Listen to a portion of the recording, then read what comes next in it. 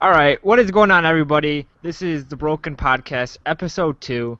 We got Cory, and we also have Dom in the chat room, and we also have Paul in the chat room. And this week we have some very interesting topics with the gaming industry. And our first topic we want to start off with is YouTube possibly buying Twitch for $1 billion. This is still a rumor, but what do you guys all think about this? Well, first off, I think it should ease everyone's fears that does gaming channels with getting a massive ban hammer down the line. Going, if YouTube is moving this direction, I don't see them banning any big gameplay channels at all. Yeah, and a lot of people have been saying how since YouTube, I think it was earlier this year, have been pushing this like content ID stuff where they really ban certain gameplays and let's plays and stuff like that. But you gotta note that the Twitch company has a ton of lawyers, and they've been legalizing these let's plays and these gaming commentaries, and then like how like some Twitch live streamers, how they play copyrighted music in the background. They've had lawyers fight against these cases and won cases, so I really don't think this is a huge problem for Twitch users. Well, I didn't know that part with the Twitch. I've only dabbled in it a little bit, but maybe that would actually help out YouTube in the long run, going protecting their user base, those that are actually uploading, those that are making them money. Yeah, Because, yeah. well, Go ahead. oh, sorry. Well, just thinking because YouTube has never taken that legal stance to protect its uploaders. And the only bad thing is, somewhat YouTube say they do deploy this this content ID program to Twitch too, and this merger buyout type thing goes through.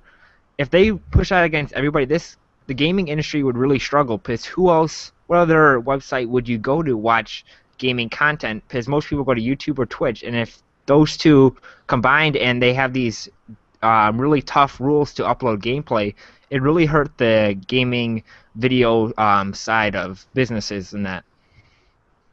Well, one of my questions is honestly going, how feasible would it be to even try to content ID something that's going live? Because you don't know what's there until it, can actually be scanned and looked at. Yeah, it would be really difficult to figure that stuff out, whether or not it's copyrighted material and stuff like that. I really don't know how they would do that. I'd hope they don't.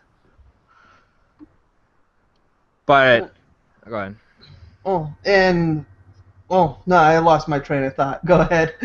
All right, and I just really hope YouTube, if they really do buy this company, that they don't mess with it too much. I mean, they can really help with the infrastructure, get more servers on there, get better quality and stuff like that. But like implementing like Google Plus comment system, stuff like that, I think it would really destroy Twitch as a website.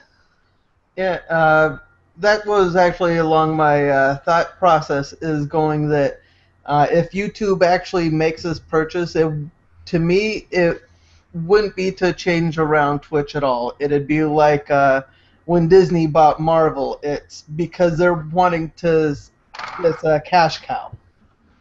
You know. Yeah. I mean, they could integrate it with YouTube, but I feel like it would be really difficult for them to do it right, and I have a feeling that they would integrate it poorly, and it could really destroy Twitch. That's my biggest worry. So I don't see them trying to change Twitch around. Possibly make it so they have better servers. Being that suddenly they may have access to Google servers, which would be a huge upgrade to them. But any more than the technical side there, I don't see them wanting to mess around with, because it's already being a proven system. Yeah. Dom, do you have anything to add to this? Not really. All right. So I guess we'll move on to our next topic about Crytek. If you guys don't know who they are, they're a pretty big gaming developer. They make some really impressive looking games, and they're talking about the next gen consoles, the PS4 and Xbox One. And they personally think that these new consoles with the 8 gigs of RAM will be a bottleneck for these consoles, and it'll be limiting the graphics and the frame rate and stuff like that. So I was just wondering, how long, if this is true, and a lot of other companies were questioning the power behind these consoles, how long do you think these consoles can actually last for? Well, how long that they have to last for is quite honestly the generation. If they did something wrong, let's say Wii U levels wrong, they got to do what Nintendo does and do their best to ride it through. But as far as seeing something better and better, Crytek may be right, and they may already be hitting that area where we're not going to see any real improvement. Yeah, and because a lot of these developers are saying they're maxing out on these consoles already because these um, PC components in these consoles, they're not um, different. They're not like how the 360 and the PS3 were, where they're like unique architectures. This is PC architecture, and they've been developing for these for many years, so they're very familiar with it. And since they're basically maxing out, like some of these games are 720p, 900p, and they're not getting full 1080p, is kind of worrying me. Yeah, and one of my thoughts along with that whole, resolution gate that's been going on, just to throw in my 2 cents, with my PC personally, my PC is 3 years old, and I just spent $130 going from a GTX 460 to a 750, and suddenly I'm running games, next gen games, just as good, if not better, than the consoles. Well, more than likely, way better. And really, I want to know why they didn't spend a little bit extra money to put that little extra horsepower of a card in that would have made a world difference. Yeah, because I personally cannot see this console generation lasting more than 5 years because the horsepower in these consoles just isn't there. Yeah, and that reminds me, it was several years back. It was somewhere around the midway point of this last generation where the PlayStation 3 and the Xbox 360 just paid off their R&D costs, and someone put out an article talking about that Nintendo could actually still put out a new console every 5 years, whereas Sony and Microsoft couldn't do it, and they're really setting themselves up to, you know, falling into that area of having to. Yeah, personally, if I was like the research and development team of the Xbox division, I would have like never did anything with Connect. I would have just like said that was a failure, whatever like that. But I would have, since I would have improved the hardware in there, make it $500. But just imagine if you could spend an extra $100 on the GPU, how much better games would be looking versus the PS4. You'd be hitting 1080p, 60 FPS on all your games. Well, and when I go, well, that I spent $130, that was also my price. Going, also got to keep in mind that Sony, Microsoft, and Nintendo all get manufacturer's price, which is completely different from what we see, and that's because they can order 1 million, 2 million, 5 million of each piece, making it so each piece is like dirt cheap. hmm Do you see like maybe in the future that, say Microsoft or Sony or something like that, offer like an external thing where you could like plug it into the console and get way better performance, way better graphics later on, a couple years in the future? That may or may not be hard to do. It really depends. Since I don't have the PS4 or Xbox One, I don't know if there's any expansion ports on those machines themselves. If there is, then it would easily be done, kind of like the 64 did back in the day. Yeah, I mean, it it wouldn't be too hard for the developers to optimize both, like if you have an Xbox One and one person upgrades to get this expansion thing versus the other, since they're all PC based components, it wouldn't be too hard to optimize both versions of it, the console version. Well, and there they would just take a page out of PC gaming as going that no one's PC is alike, and not everyone's PC can run everything the same. So they have every texture quality that they made, be it the console texture quality, or if you're running a Titan quality, they can Hmm. have those same textures in there ready to go, and it could just see that going, oh, you have this, I can turn all this on now. Yeah, the only other way I could see these consoles lasting beyond 5 years per se would be the cloud. We really don't know how this is going to work, or even if it does work, but it seems like Microsoft's really pushing the cloud rendering, and it seems like Sony's more pushing the cloud kind of like playability of last gen games and stuff like that. I don't know which one's going to be better.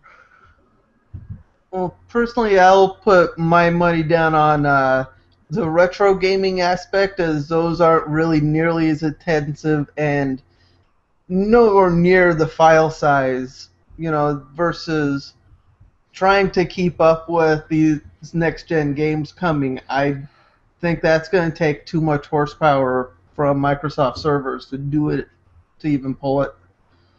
I mean, I don't think they're going to be uh, cloud rendering the whole game. Maybe like what they said, where they just work on the physics or the AI or something like that to take off some of the load of the actual consoles in your house.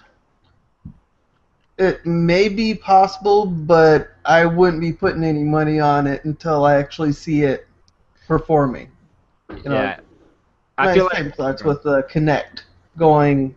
I wasn't putting it down. I was against it, but I wasn't putting it down until I actually saw what it could do. And any kind of new technology, it falls into that line. I feel like if we don't see anything at E3 or later this year about Microsoft's cloud rendering or improving graphics or something like that, I feel like it's probably not going to happen on this generation at least. And that's one of the things that people are talking about, going that this may be a technology that becomes really real, but it might not be for this generation. It might be another 10 years down the road. And really, one of the biggest contributors to how well this would work is based on how well everyone's internet is, because not everyone is in an area that they can run broadband. Yeah, and I know Microsoft's some of the viewers may be talking about how Microsoft at one of their build conferences showed off the cloud running on two PCs, one PC with the cloud backing it up and another one without it, and you would see a huge difference in frame rate when the building was coming down, but we still don't know how good the internet connection. It could have been gigabyte fiber, but we really don't know how that is because they never talked about it too much. And that's kind of the deal, is trying to find any information on how this is going to be working is it's like non-existent. There's no information to be found. Yeah, and I read an article, I don't know, a couple months ago, talking about how these companies don't, like Microsoft and Sony, should not show off the cloud because if they do, and say it works on like really slow internet, why can't say Activision or Rockstar say we don't want to publish it on your console? We're just gonna send it to all these other cloud-based things because you only need like a $5, $10 box to connect to the internet. So if they can do it all in the cloud, why would they go through Microsoft or Sony?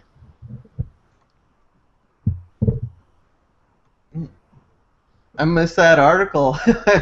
It's one I should try to look up and see if I can Yeah, find it. it was really interesting too because it makes it's kind of like how do I say it? Like Netflix, like these cloud video streaming services. You have movies on different services like Amazon Prime, Netflix, Hulu, stuff like that, and it's like you have to go to Netflix to see this one movie, And if you want to see a different TV show or movie, they might not have it on Netflix, but they might have it on Amazon. I feel like that's what's going to happen with the cloud.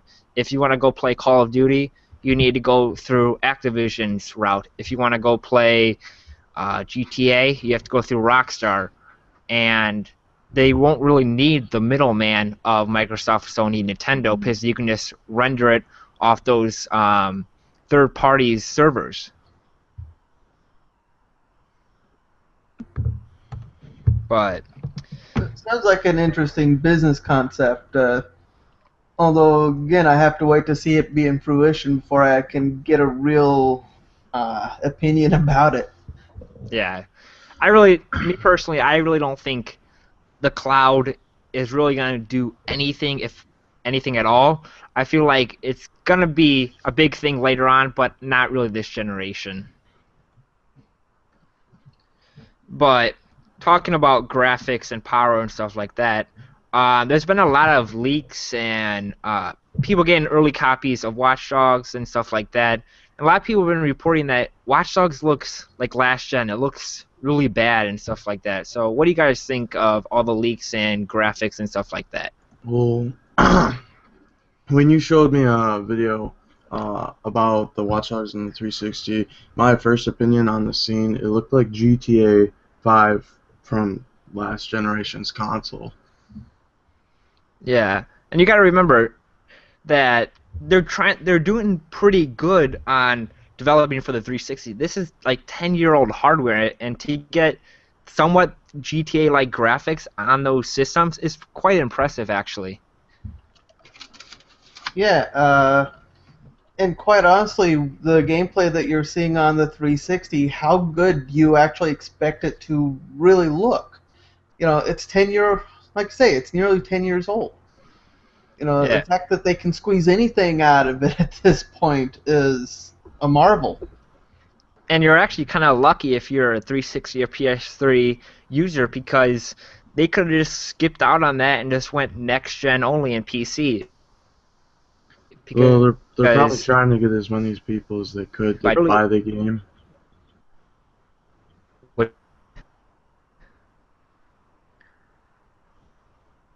well, You're cutting out like a other bit. generation, yeah, they just skipped out on the last generation consoles. They just worked on the newest consoles instead of developing for the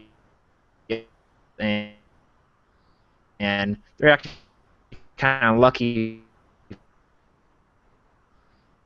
for Well, being developed for the PS360. yeah, I Even can next gen, definitely attest to that going from the SA. Yeah. Well, everybody. and I was. Okay. Oh, sorry, you're cutting in and out. So. There's that. I, He's cutting out so much. Okay, are you back? hello, am I okay? Yeah. Okay. Okay, go ahead. So continue on with your thoughts, huh? Yeah, I was just thinking that the PS4 and the Xbox One graphics that we've seen doesn't look that impressive compared to what what we've been seeing at E3s previously. Well, big thing to keep in mind there is the big E3 was run on a PC. You know, they can say what they want, but anyone who watched it know that that was PC.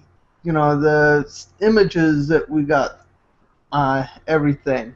So trying to compare the E3 version to the Xbox One version, you know, it's like comparing the Xbox One to the 360, going, yeah, we're talking about a major difference in power and what it can do. Yeah, but I think a lot of people were expecting what they've been showing off at E3 to work on their PS4 and Xbox One, but in reality, they're probably not going to get nearly as good as graphics as E3 was showing them. Yeah, would be interesting is if they would have made the Xbox One and PS4 so you can like interchange parts, make it a hybrid PC, you know. Go, no, I want this video card, and be able to pump everything up. But But then if you go there, then it's like, why don't you just go full PC? Because the Yeah. benefit of console is you have one unit. You don't have to worry about downloading patches, bug fixes for your graphics card, stuff like that. You just put the disc in, it works. And I feel like if you put all these different parts in there, it wouldn't work as simply as people wanted. Yeah, which also add to the whole. Uh, I don't even know if they're out yet. The Steam boxes going. I don't see them doing good at all because they're trying. We don't even know who they're trying to target. The PC users or the console users to go, hey, check out what you've been missing. You know, because if they're trying to target PC, it's like we already have our gaming PC. We don't need that. Yeah, exactly. Because can't you just grab your PC, grab an HDMI cable, plug it into your TV? Why would you go out and buy a Steam box? Yeah, I could easily plug my PC into the big screen that's downstairs. I've got a 360 controller connected to it, so I could be playing Skyrim on the big screen if I wanted to right now. Yeah, exactly. And I think, was it a couple weeks ago? I'm not sure. I don't PC game, but I heard that you can now stream your games from your PC to a lower end computer, and you could actually hook it up to your TV directly and just stream it over. Well, possible. Though I'd see that as doing extra work to do something. Yeah, true. But if you just want to like sit back on your couch and just game without being mouse and keyboard right up to your monitor, that's an option, I guess. Yeah. And the thing is that's a pretty easy option. Really, if I wanted to, I could have a wireless 360 controller on my PC right now. I just don't like anything wireless. Yeah. But I just feel like if you want the best graphics, go PC. But if not, you just want the easy sit down on your couch style of gaming, probably go console. And really, a lot of people, they should try to dabble in really doing both. You Yeah. know, because like me, multiplats, they're on PC, but as soon as there's more exclusives, be it for the PS4 or Xbox One, I may want to try to get back into consoles. I've been kind of eyeing my way of doing that since the announcement of the PS4. You know, so Yeah, the biggest problem with that is money. A lot of people don't have all that much money, and that's why they're limited to one console, one PC. yeah. But anyways, we kind of touched on this earlier, but talk about motion controls and the Xbox brand. I can't say discontinued. They unbundled it with their Xbox One, so now you can go out buy an Xbox One without Kinect. So is this showing that motion controls are going to die off? Well, a major question there is motion controls a giant gimmick to gaming, being Yeah. it Microsoft, PlayStation, or Nintendo. Yeah, what major game that actually was fun to play and for the hardcore, I guess hardcore gaming audience was there Wasn't there a Ghost Recon, Ghost or something? with Kinect? Yeah, I don't I'm know not if sure. I'm thinking it was for the 360. It was some Ghost Recon. That one actually, you can either use the controller or actually use the Kinect. Hmm. Wonder how well it ran. I think since we haven't heard of it, I think that shows that it wasn't too successful. Yeah. Probably. But so you think it's like Ghost Recon or something? It's Ghost Recon Future Soldier, I'm pretty sure. I'll look it up. Okay. But I don't remember anybody going out buying a Kinect to play this game though, but I'm not sure. But I really don't think that motion controllers are here to stay. I think it's a gimmick, the same way like 3D technology was for these TVs. I really don't think it really immerses you into these games, but that's just my opinion on it. And honestly, I'll throw VR for consoles and stuff like that into the same gimmick line. They're going that with a controller VR is, yeah, it's cool, but it's, it's a gimmick. So I'm kind of thinking, or at least my mind thought is going, for VR you have to have motion control, otherwise it's a gimmick, and they're gimmicks without each other. So Yeah. I'm not gonna say it's a gimmick yet, but until I try it, my opinion right now is probably more on the gimmicky side of for VR. yeah, I'm thinking in order for it to push beyond being a gimmick, they right now the cost to get into it is still way too high, and without all the pieces of your chosen genre, it falls into the same lines. Yeah, and I have a feeling it's going to do the same. Well, it's going to do the same as Connected for the 360. That there's just not enough games out there that take advantage of VR technologies to go out pay possibly $300 to use it in your house.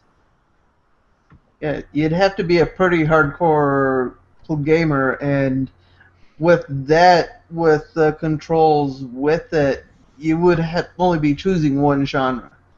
Being an FPS racing or whatever, you're only gonna be able to get the all of the equipment for one specific genre, unless you're rolling in the money. But I'm not one of them. Same here. But I guess we're just gonna have to wait and see how well all that turns out. VR technology, Connect, stuff like that. But I'm pretty sure that motion controls are dead.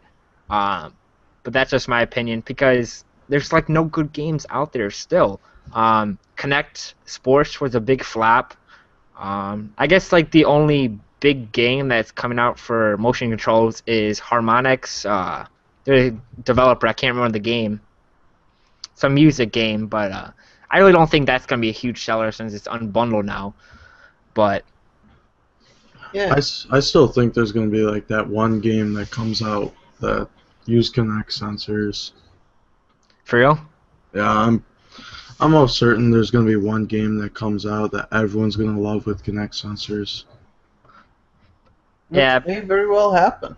yeah. I hope it does, but I do have a Connect, so I'd love to see something take advantage of it. But anyways, PlayStation Now hit closed beta on the 20th, so that's 4 days ago for the PS4. And what it allows you to do is play older PS3, PS2, PS1 games on your PlayStation 4. We kind of touched on this earlier in the episode about cloud gaming and stuff like that. But what do you guys think about playing older games rendering through the cloud? Well, being PlayStation games, going that the last consoles that I touched was really the PlayStation 2 and the GameCube. There's a lot of games for me to catch up on, and if it gives me that ability, I'm all for it. Yeah, but the thing is, you're seeing all these redone games. Metro Last Light and Metro 2033, I believe, are getting remade. Most likely, GTA 5 will be remade. Tomb Raider got remade. Like a lot of these big games are getting remade. So why would I pay? And the Last of Us are getting remade. So what's the point of getting these backwards compatibility to some of the other games?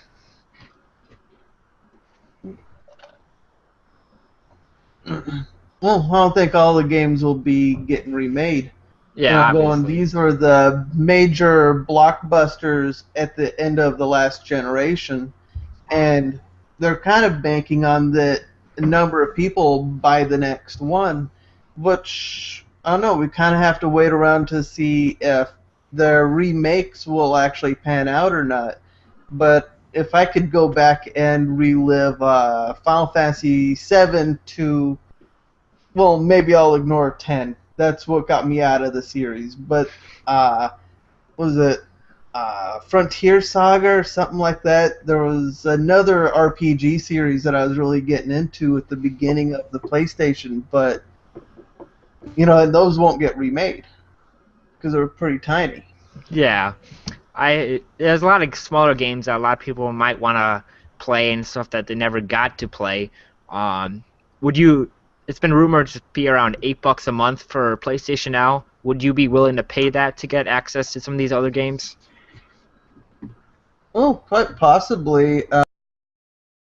Oh, Netflix is now $9 a month, and plus I play MMOs. I still have a subscription to World of Warcraft. So subscriptions to, as long as the entertainment is behind it, people would probably pay it, and I'd probably be one of them. My major question though is are they still standing behind that it's not only if you have a PS4 that it's actually open to other places? Oh, yeah, like the TV, the Vita, stuff like that, you mean?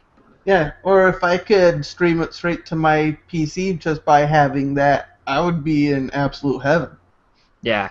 And I would be willing to pay for it, but I wouldn't keep it year round. I'd probably pay it for a month, play some of these games, probably cancel it a couple months down, and then add it back on to my subscription list. Well, and especially if for channels that do gameplay and stuff like that, there are large droughts where there's nothing new, nothing really worth mentioning, and it'd probably be good to relive one of your uh, favorite classics. Going, hey, check this out. Yeah, that'd be really cool too. In case there's no good major games out there to play, to go back to play some of your favorite old system games. And Sony's been also talking about uh, for PlayStation Now doing demos for games instead of downloading the whole game. You can just stream the demo. But we kind of talked about that earlier about the cloud rendering and stuff like that. But it'd be kind of cool to do that. But bringing back demos would actually be a pretty major thing for me. And honestly, I may be totally off kilter or be totally wrong on this matter, but bringing back demos might actually help stifle a little bit with the whole piracy problem. Going, if you can try it before you buy it, you might get more people willing to purchase it instead of just try to download it. Yeah, that would be a huge benefit to anti-piracy. Because, yeah, I know there's a number of people who pirate games just because it's free, but at the same time, you can probably state that there's just as many people that are downloading games because they don't want to slap down $60 on something that might be shovelware. Yeah. And another thing about the $60 for digital games, Sony and Microsoft really need to get their digital pricing in order because I'm not gonna. It's $60 is kind of a ripoff for digital games because these companies are saving on shipping costs, third party, uh, and then the actual disc and box itself. So why can't it be like 49.99 for a new game and lower the price over time like Steam does? Yeah, well, that's actually bringing up something really major that people, whenever you step into the debates, PC versus console, Steam is always brought up, but going, if Sony and Microsoft want to really step into the whole digital deal, they need to compete with companies like Steam, like Origin, like Green Man Gaming, where, because right now I could look up, I think I found I can get Watch Dogs right now, brand new, pre-ordered for $40. Yeah, I saw that PC. earlier. That's an It's incredible deal. Yeah, it's going that you kind of need to compete with the others there because if you have a halfway decent PC going, I can get the game for $40 right now, brand new, pre-ordered, or I can get it for $60. There might be a little bit of hesitation with sticking with console, and they really need to step up their game with competing price-wise.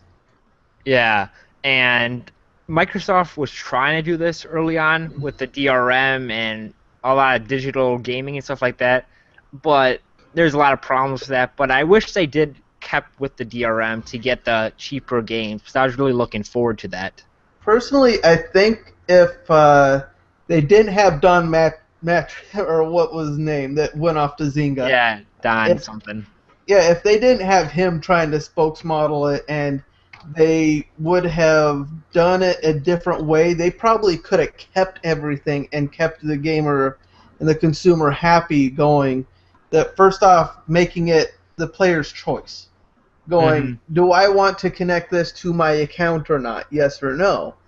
And going, if you do, then you get all these side benefits, and all that, and then actually making it so it's not up to the publisher's choice if you can resell a game, but make it up to the consumer themselves going, I want to go into my account, I no longer play this game, remove it, the code is gone, and then you can take it to GameStop or wherever, but then really promote the benefits of buying digitally with a straight DRM.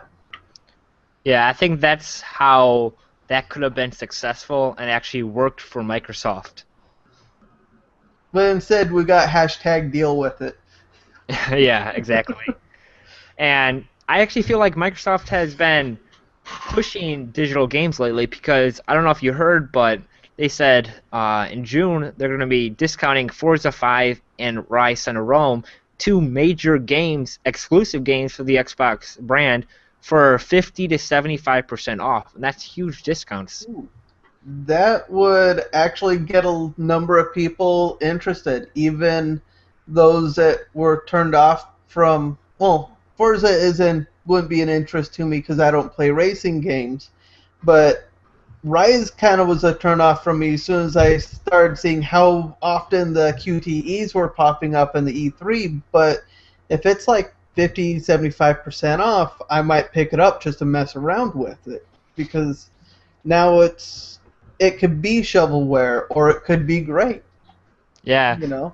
And now that they're giving 50 to 75% off Forza, I'm probably going to go to GameStop, trade in my physical copy of Forza, get the trading credit, and then just buy it digital because I prefer digital. Yeah. That, Well, sorry. Go ahead.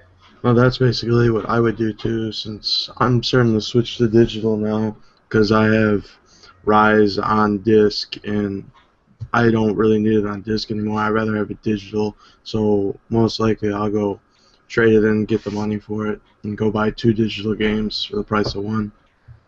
And there is a lot of benefits to buying something digitally. Going that I am one of those old school players or old school gamers where I've got a huge deal of all the games that I've bought over the time, being it disc or cartridge. But at the same time, digitally, like you buy something through Steam or Xbox Live or whatever, going you can uninstall it and it's not taking up any physical space and you can go back to it with just a quick download. Yeah, my biggest benefit of going digital is the lazy factor. I don't have to get up to switch out games. I can just exit out, pick a new game. And that is a really important factor there, right, too. Going, how simple is it for me to switch between? Hmm. And I feel like that Microsoft with the gold membership, I think they should like discount the game if you have gold membership. Maybe like 10% off all digital games. I feel like that could really push the digital ecosystem. Yeah. And right now, it's, well, I guess it was a couple of weeks ago or maybe a week ago where GameStop had actually stated that they're going to start moving towards selling cellular phones and stuff like that because they know that the market is moving digitally and eventually the stores like what they have are going to one day be obsolete, so they're needing to evolve. Yeah, because I think GameStop's biggest revenue base is from used games, and by going everybody going digital, they won't have used games to actually sell to consumers. Yeah. Although there was also another article a couple days ago, this was with the sales of the Xbox One, going that GameStop had stated that the connectless Xbox Ones are now suddenly being high demand. So, quite honestly, we might see a huge jump in sales for the Xbox One. Yeah, I saw that article too, and I feel like that's Microsoft should have known that ahead of time because the $100 difference is a huge difference alone. Because I know some of my friends were gonna get an Xbox One, but when they found out it was $100 more expensive and they weren't gonna use the Kinect, they just easily went to the PS4. Yeah, and quite honestly, at least for the time being, the games on the PS4 look better. They run better. Yeah, and a big driving force in the beginning was, what should I do? Buy a PS4 for $100 less and get better graphics? It was a no decision on which platform to go with. Yeah. So yeah, if Microsoft would have done a few things different for the beginning of the life of the Xbox, they might actually have been neck and neck with PlayStation this entire time. But they've got a new guy at the head of Xbox division, and he seems to actually be doing things right. So Yeah, I really think that Phil Spencer can really turn around this Xbox brand. And to be honest, everybody's been making a big deal on the PlayStation crushing the Xbox One sales, but they're only selling like 2 million more, and they've been in like an extra 20 more territories than the Xbox One. So I really don't think it's that big of a deficit. well, and really at the same time, one of the major things to look at, I'm going to try to pull it up as I'm talking about it, and that is downright software sales. Let's see here. Because last I checked, software sales between the big three were not that big of a difference. You know, No, all yeah. of them. I think the PlayStation was, in the first place spot, followed by the Xbox One and Wii U, but they weren't that different. They weren't that far off from each other.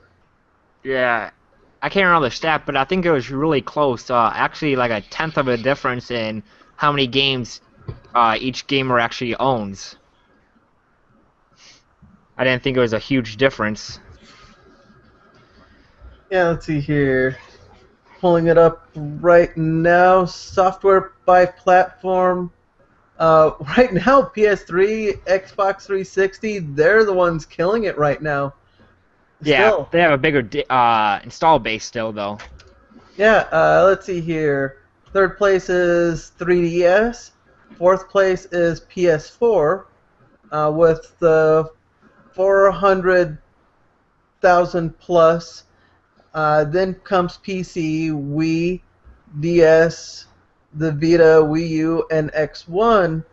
But even the difference between the PlayStation 4 and the Xbox One is about 300,000, and that number can change really fast, really rapidly, before anyone realizes what's actually going on.